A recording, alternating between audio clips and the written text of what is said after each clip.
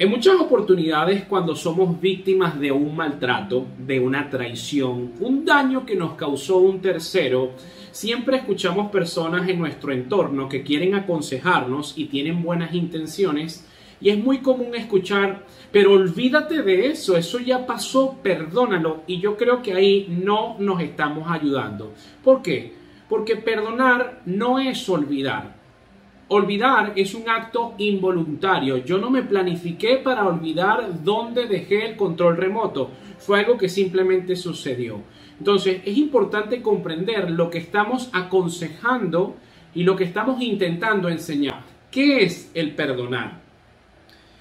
Desde mi punto de vista, claro está, perdonar es aceptar y aprender a vivir con las consecuencias del daño que te causaron. Y eso no es nada fácil, aprender a vivir y aceptar esas consecuencias. Yo quiero preguntarle a la Biblia cómo la Sagrada Escritura puede enseñarme a mí a aprender a vivir con las consecuencias del daño que un tercero me causó a mí.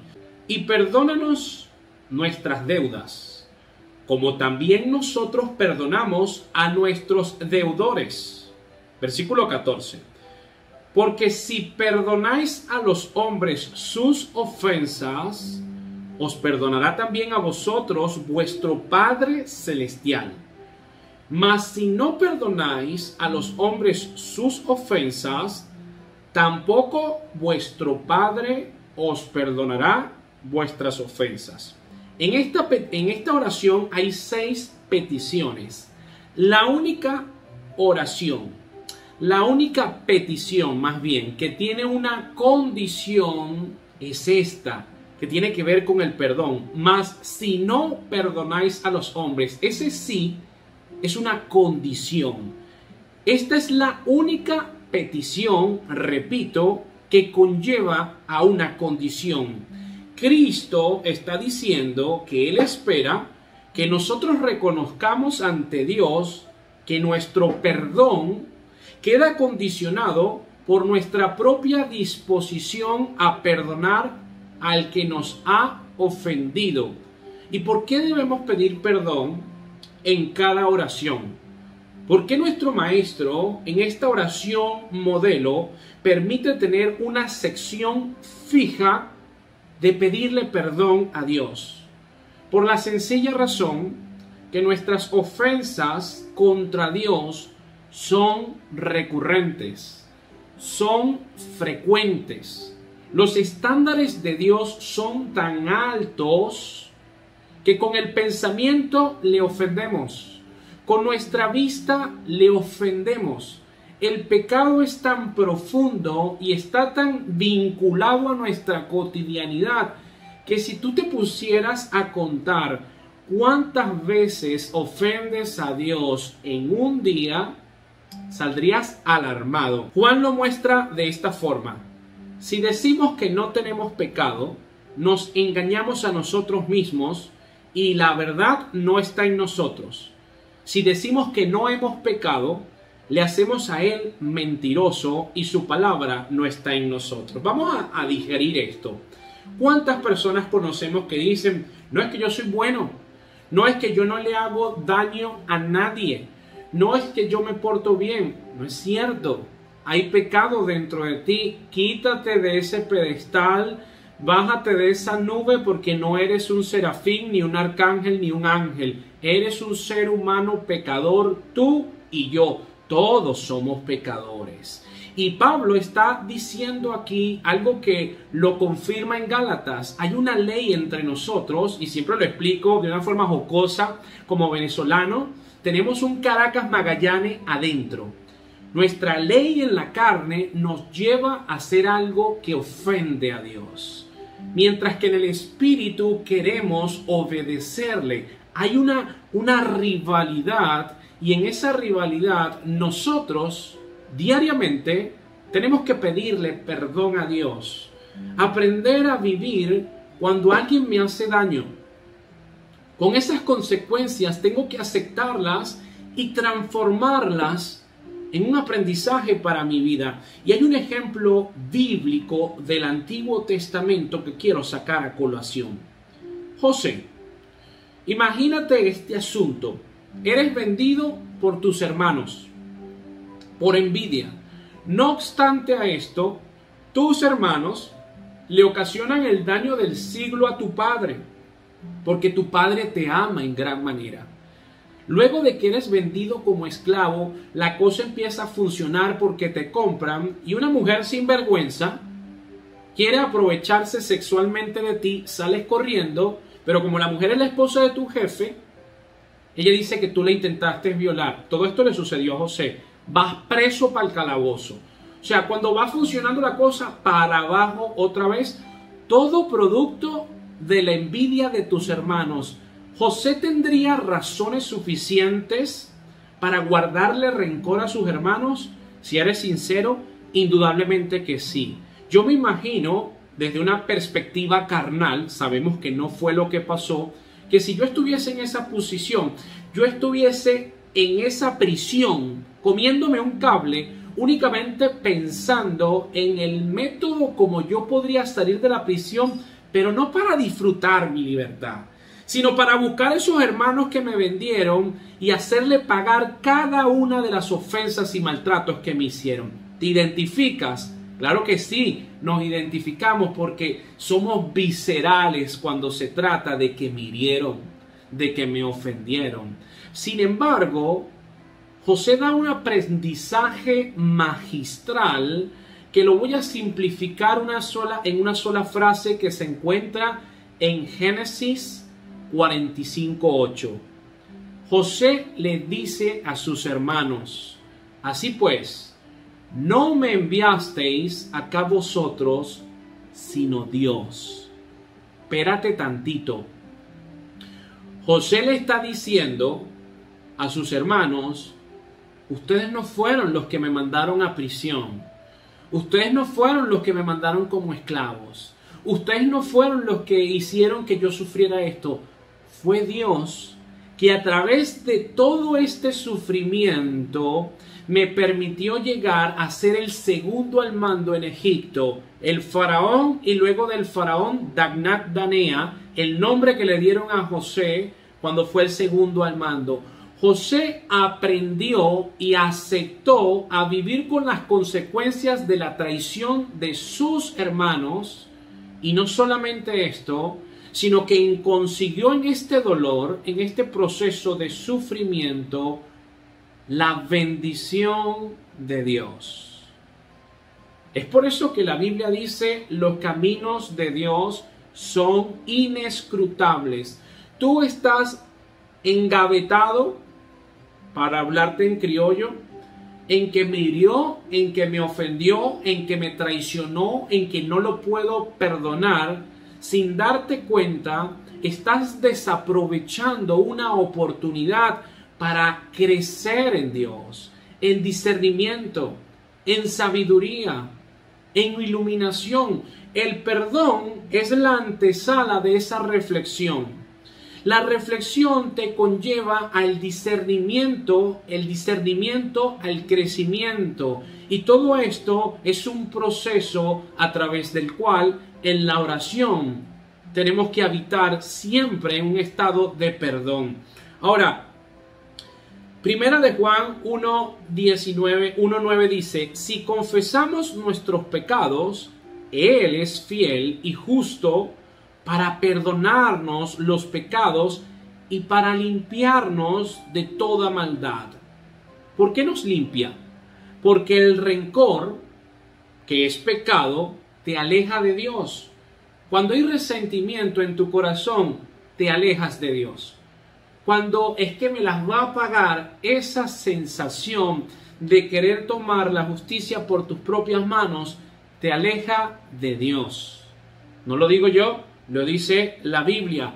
Salmo 66:18. Si observo iniquidad en mi corazón, el Señor no me escuchará. Si tú entras a la presencia de Dios o estás intentando entrar a la presencia de Dios y observas que hay un rencor que te domina, que no has perdonado, que hay un asunto resuelto, la Biblia dice: el Señor no te escucha. Volvemos a la oración modelo. Perdona nuestras deudas, así como nosotros perdonamos a quienes nos ofenden. Isaías 59, 2, para que no quede duda.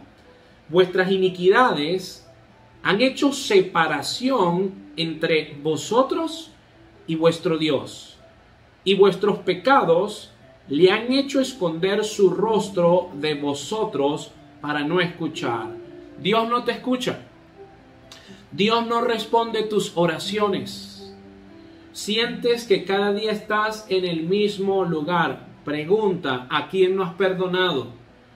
¿Qué rencor tienes almacenado ahí en tu alma que está como una raíz de amargura que brota y brota y brota? Y entonces terminas orando bravo, furioso. Terminas orando y tú no estás orando para pedir compasión por esa persona, sino que le está diciendo a Dios, crucifícalo en el nombre de Jesús. Incoherencia en pasta. Cuando tú no entiendes todo lo que Dios te ha perdonado, te es difícil perdonar. Y siempre se los digo, se lo dije cuando estudiamos el tema de la venganza. Hay una parábola que es la parábola de los dos deudores. Cuando tú comprendes lo que el rey le perdonó al siervo, 10,000 talentos, que representa en la actualidad $9,600,000. Eso me perdonó Dios a mí. Pero luego ese siervo va a su consiervo que le debe 100 denarios, que representan $1,600, y no lo perdona. ¿Qué sinvergüenza eres tú? Te acabo de perdonar casi $10 millones y tú eres incapaz de perdonar $1,600. En ese contexto, esa perspectiva es la que tú tienes que tener de todo lo que Dios te ha perdonado. Todo lo que Dios hizo por ti, querido amigo. Entregó a su Hijo unigénito para que todo aquel que en Él cree no se pierda, sino tenga vida eterna. Te dio algo imponderable, incalculable. Cuando tú reconoces lo que Dios te perdonó, ¿cómo te atreves a no ser capaz de perdonar? ¿Cuáles son las consecuencias de no perdonar? Por un lado, la persona que no sabe perdonar se incapacita a sí mismo para recibir el perdón, porque nunca se sentirá perdonada. Por mucho que ore, por mucho que alabe, nunca recibirá el testimonio íntimo de que Dios ya lo perdonó. ¿Cuántas personas me escriben y me dicen, es que yo cometí un pecado hace 15 años y esa carga la llevo aquí? Ya va. ¿Tú estás comprendiendo o es que tú no le crees a la Biblia? Porque el que está en Cristo, nueva criatura es, las cosas viejas pasaron. ¿Cuál es el sentido de esa autoflagelación? ¿Cuál es ese amor masoquista de que no quieres dejar y no quieres soltar? ¿O es que tú aún no has perdonado a alguien y como no has perdonado a alguien no te sientes merecedor de perdón? Es interesante empezar a cuestionarnos de esta forma. Por otro lado, la persona que no sabe perdonar delata que no conoce la realidad de la obra de la gracia de Dios. Si tú no perdonas y tú podrás decirme, es que tú no sabes lo que me hizo, no me interesa lo que te hizo. Si tú no sabes perdonar es porque tú aún no conoces lo que Dios hizo por ti.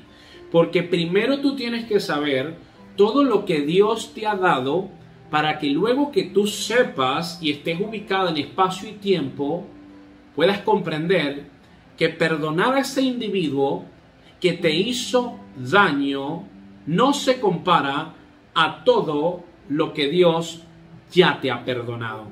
¿Por qué debemos extender nuestro perdón a los demás? En conclusión, porque Dios así lo ordena. Es una orden. La venganza es de Él y no de nosotros. Romanos 12, 19. Amados, nunca os venguéis vosotros mismos, sino dad lugar a la ira de Dios, porque escrito está, mía es la venganza. Yo pagaré, dice el Señor. Cuando tú te quieres vengar, nunca vas a ser justo. O das menos o te vas de palo. Nunca das lo que la persona merece, porque eso lo puede hacer Dios. ¿Por qué debemos extender nuestro perdón a los demás finalmente? Porque debemos seguir el ejemplo de nuestro Maestro. ¿Qué significa ser cristiano? Pequeño, ungido, seguidor de Jesucristo. Él es mi modelo. Lo que Él hizo, yo quiero hacerlo, y con la ayuda de su Espíritu Santo, de mi espíritu, voy a poder lograrlo. Lucas 23:34 es una muestra de lo que Él hizo. Y Jesús decía: Padre, perdónalos porque no saben lo que hacen. Cristo, en su sufrimiento, en su agonía, invierte una energía que tenía que administrar por la situación en la que se encuentra para interceder por quienes se burlaban de él, por quienes lo vituperaban, por quienes lo maltrataban. Ese es nuestro modelo a seguir.